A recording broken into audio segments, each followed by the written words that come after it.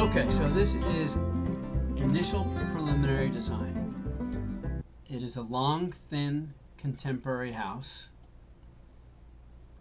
Being long and thin does several things for us. The entire house is open to the view. We'll talk about that more, but the lot is on a hillside with the highest point up in this corner and the lowest point going down about 25 feet in this corner. It actually kind of goes on it's higher here than it is here. So it slopes down on an angle.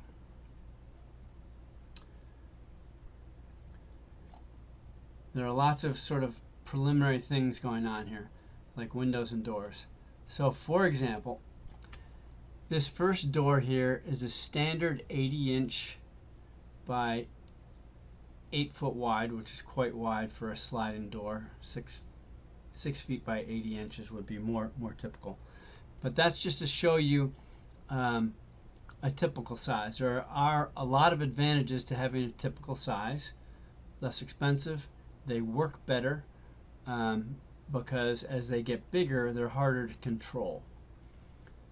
This one here, the second one here, is a 9 foot high, and the third one here is 8 feet. So we have 9 feet, 8 feet, and then 80 inches, and that's 6 foot 8. That's a standard door height. So all doors and windows are typically at that level. Like when you see a door inside a house, that's almost always 80 inches, unless it's a really big house. Sometimes they go up to 8 feet. We can do different things with windows and doors, like combining upper windows and doors in different kinds of shapes to work with lower ones. Once again, if we did this all glass, those things, something that's 20 or 30 feet long that's all glass is 100,000 and up just for the door. So I'm trying to use standard things in a more unique way.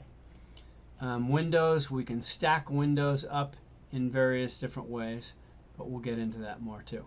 So right now, what we have is it's about 1,000 square feet on the right side of living space. Then there's a breezeway and a garage on this end. I'm doing this on a flat lot right now because adding the grading makes it very complicated to design for a bunch of different reasons. So we'll deal with the grading at another point. I want to just talk about the floor plan right now. So as you can see, this plan here is the house is 94 feet long by 18 feet wide. Actually, this garage is a little bit bigger. This is 20 by 20 because that's a minimum size.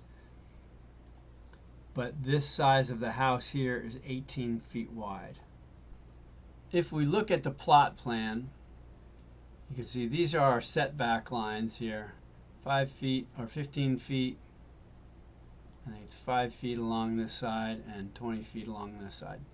So as you can see, with this 100-foot long house, we are already going past our setbacks. But I have some ideas for that.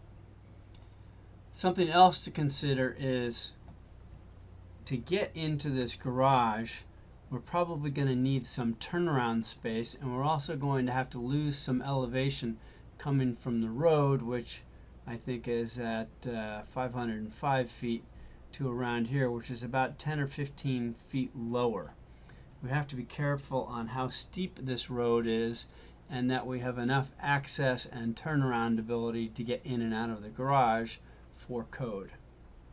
Alright, having said all that, you enter in, I like to use this is a 3-foot diameter circle, which represents a person. And it's important because it's sort of the space a person takes walking through. So, in other words, corridors are a minimum of 3 feet. There are certain rules for how things work, but just to show you the traffic flow, which is important to understand when we're designing the floor plan, we'll use it. So one of the things that's important to know is since I've used all of these big glass doors in every room, the kitchen, the living room, the second bedroom, your bathroom has windows, not doors, but then also the master bedroom.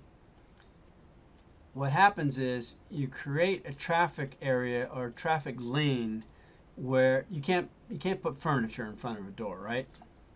So we can do this. There's advantages and disadvantages. It's nice. It's kind of cool to be able to go out, but you may not want doors in every single room. In other words, maybe you want a door on the side and windows in front.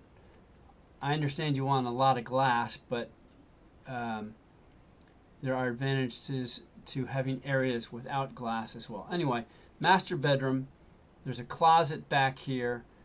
The bathroom here also faces the view. The secondary bedroom right here has a little closet and a bathroom, and I also put a door into the bathroom from the hallway. I'm not really, it's kind of too far down. Maybe there's a way this could be flipped. I'm not sure, but it seems like this second bath maybe could have an alternate use as a powder room or a guest bathroom, as well as the second bedroom bathroom. They have showers, sink. They're pretty simple bathrooms, but let's see. Right now, the main house is 18 by 60 feet, so that's 1,080 square feet. And the garage is actually bigger than 20 by 20 because I added 4 feet, so it's almost 500 square feet. So we're right at about 1,500 square feet for this right now. Probably smaller than other houses you've lived in, I'm guessing. So if you want to keep it at a nice small size, we need to be very efficient. The living room and kitchen, I'm not sure. This could be obviously could be combined into one room. Maybe there's a different kind of separation with your wine rack idea somehow. I'm not totally excited about the living room layout because you have to, we've got this corridor and you have to walk through the living room. It's open to the kitchen and it's also open here, so it really doesn't leave a lot of room for furniture areas. If you have a corridor that you're walking through here and a corridor that you're walking through here, you're sort of left with only this little area. So that might need some thought as well. If we look at this from the side, a section it's called, what I've done here is the backside of the house is 8 feet. That's a standard house. 95% of all homes in the United States are 8-foot tall ceilings. With our sloping roof, it's called a shed roof when it goes in one direction like this. On the other side, it goes up to 12 feet. So you have this expansive area, which if we go inside it, you can see.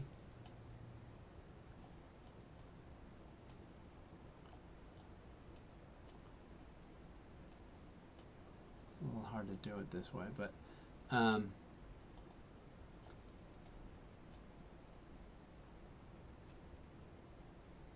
you can see how there's the difference in the height from front to back is significant. It's 4 feet, and that gives you all of that great glass that looks out at your mountain views. Okay, to recap,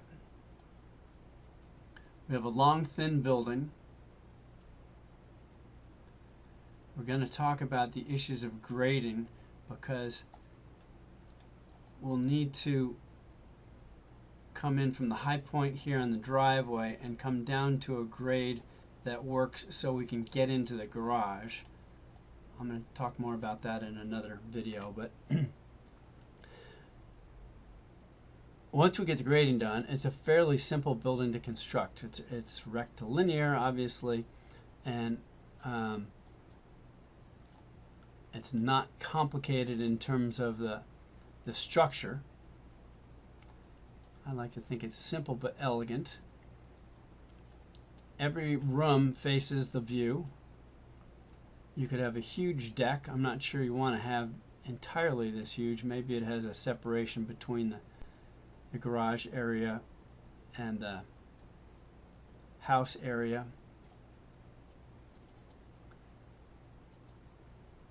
Looking from the inside, or the overview of the inside, we start with the garage. Space here for washer, dryer, maybe utilities, heating, ventilation, air conditioning, plumbing, etc. We have this breezeway, which is just a pass-through, kind of a sort of an indoor-outdoor mudroom kind of thing. Enters into the kitchen. This wall maybe needs to go there. Maybe there's some way to sort of less formally separate the two. I'm not sure. Bedroom 1, closet, bathroom, which doubles as a powder room, and then master with walk-in closet, master bathroom,